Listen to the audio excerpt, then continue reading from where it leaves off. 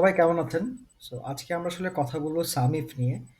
So সামিফ হচ্ছে শুধুমাত্র একটা ক্রাইটেরিয়ার এগেইনস্টে, আমি আবার বলছি, শুধুমাত্র একটা ক্রাইটেরিয়ার এগেইনস্টে আপনি যদি নির্দিষ্ট কিছু অ্যামাউন্টের যোগফল চান, নির্দিষ্ট কিছু নিউমেরিক ভ্যালুর যোগফল চান, তাহলে আপনি এই ফর্মুলাটা ব্যবহার করবেন। যেমন একটা এক্সাম্পল আমি বলতে পারি, ধরেন এখানে বিভিন্ন ইয়ার দেওয়া আছে ২০০০ সাল, ২০০৩, ২০০১, ২১, ২০০০, ২০০০, ২০১৮। এক্ষেত্রে শুধুমাত্র ২০০০ সালের যতগুলো নিউমেরিক ভ্যালু আছে, যতগুলো অ্যামাউন্ট ছিল, সেটা যদি আপনি যোগফল চান, তাহলে আপনি কিভাবে বের করবেন? একইভাবে অন্য একটা ক্রাইটেরিয়া হইতে পারে হচ্ছে শুধুমাত্র ঢাকা জোন, ঢাকা জোনের টোটাল অ্যামাউন্টের যোগফল কত? সো এখানে শুধুমাত্র একটা ক্রাইটেরিয়াকে আমরা কনসিডার করতেছি। এই ক্ষেত্রে আমরা কিভাবে এটার যোগফলটাকে বের করতে পারি? তো শুরু করি। যেমন আমি যদি ২০০০ সালকে কেন্দ্র করে এটাকে ক্রাইটেরিয়া ধরে যদি সাম ইফ করতে চাই, আমি ইকুয়াল টু দিলাম, সাম ইফ লিখলাম, ব্র্যাকেট শুরু করলাম। দেখেন এখানে ১ম এ বলতেছে হচ্ছে রেঞ্জ।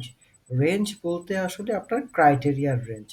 সো ক্রাইটেরিয়ার রেঞ্জ আমি পুরো কলাম ধরেও সিলেক্ট করতে পারি। আপনারা চাইলে নির্দিষ্ট আ আপনার সেকশন ধরেও সিলেক্ট করতে পারেন। আমরা কলাম ধরেই সিলেক্ট করলাম, কমা দিলাম। দেওয়ার পরে দেখেন আমাদেরকে বলছে ক্রাইটেরিয়া। অর্থাৎ ক্রাইটেরিয়াটাই কি? যেটাকে আসলে মূল বেস ধরে যোগফলটাকে বের করবে। ক্রাইটেরিয়া হচ্ছে আমাদের এক্ষেত্রে এখানে ২০০০ সাল, যে ২০০০ সালের য প্রত্যেকটা ২০০০ সালের অ্যামাউন্টের যোগফল আমরা চাই। তাহলে আমি এখানে ধরেন এখানে লিখে রাখছি, সেই অর্থে আমি ২০০০ সালকে সিলেক্ট করলাম। ওই পার্টিকুলার সেলটাকে সিলেক্ট করলাম যেখানে ২০০০ সাল লেখা আছে, কমা। এরপরে আমাদেরকে বলতেছে সাম রেঞ্জ, অর্থাৎ যেই রেঞ্জটাকে তারা যোগ যোগ করে নিবে বা সাম করে নেবে। এখানে সাম রেঞ্জ হচ্ছে ডি কলাম।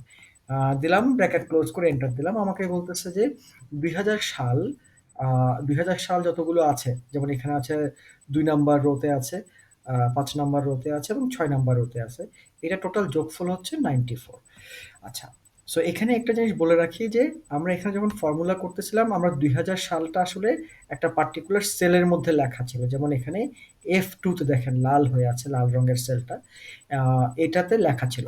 আপনি চাইলে এটাকে পার্টিকুলার কোনো সেলের মধ্যে না লিখে ফর্মুলার মধ্যেও লিখতে পারেন। যেমন আমি এখানে ২০০০ লিখলাম। লিখে এন্টার দিলাম। আমাকে একই নাম্বার ফর্মুলা রেজাল্ট দেখাচ্ছে। এখন আসলে হচ্ছে দ্বিতীয় ক্রাইটেরিয়াতে আসি। আমি ইকুয়াল টু লিখলাম, সাম ইফ লিখলাম, ব্র্যাকেট শুরু করলাম।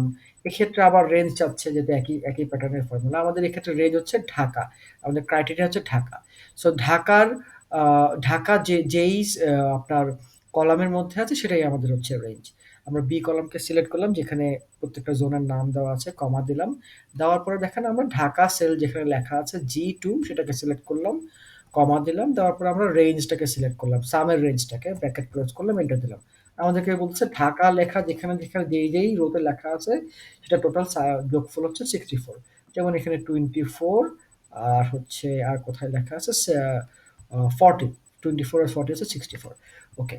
এখন দেখেন এখানে একটা ইম্পর্টেন্ট পয়েন্ট যেটা বলতেছিলাম, যে আমরা চাইলে এখানে G2 এই সেলটাকে সিলেক্ট না করে ক্রাইটেরিয়াকে সরাসরি লিখতে পারি। এখন ধরেন আমি এখানে লিখলাম ঢাকা, বাট এটা কাজ করবে না। কেন করবে না? এটা আমি একটু ব্যাখ্যা করে দিচ্ছি। দেখেন এখানে 0 দেখাচ্ছে। কিন্তু ঢাকাকে যদি আমরা ডাবল ইনভার্টেড কমার মধ্যে লিখি, তাহলে এটা কাজটা করবে। কেন করতেছে? এটা ১ম এর ক্ষেত্রে যখন ২০০০ দিয়ে আমরা লিখছিলাম সেখানে কোনো প্রবলেম হয় নাই। বাট ঢাকা যখন লিখলাম তখন প্রবলেম হয়েছে। রিজনটা হচ্ছে কোনো নিউমেরিক ভ্যালু যদি আপনি আসলে ফর্মুলার মধ্যে কোড করেন, তাহলে সেটাকে সে বুঝে নেবে, সে আপনাকে আনসার দেবে। বাট কোনো টেক্সট হইলে, কোনো সাইন হইলে সেটাকে সবসময় ডাবল ইনভার্টেড কমার মধ্যেই লিখতে হয়। তাহলে আপনি আসলে আপনার অ্যাকচুয়াল রেজাল্টটা খুঁজে পাবেন। ডাবল ইনভার্টেড কমার মধ্যে লেখা না থাকলে সেটাকে আসলে প্রপারলি এই ফর্মুলা জাস্টিফাই করতে পারে না এবং আপনাকে আসলে রেজাল্টটা দেয় না। সো আমার মনে হয় সাম ইফ হয়ে গেছে। সাম ইফ আপনারা বুঝতে পারছেন। সাম ইফ, দেখেন এখানে শুধুমাত্র একটা ইফ বলা আছে। এরপরে কিন্তু আসলে সাম ইফস, অর্থাৎ অনেকগুলো ক্রাইটেরিয়া নিয়ে যদি আপনি কোনো কিছু সাম করতে চান তখন কিভাবে করবেন। আশা করি নেক্সট ভিডিওতে আপনাদেরকে আমরা সাম ইফস নিয়ে দেখাবো কিছু।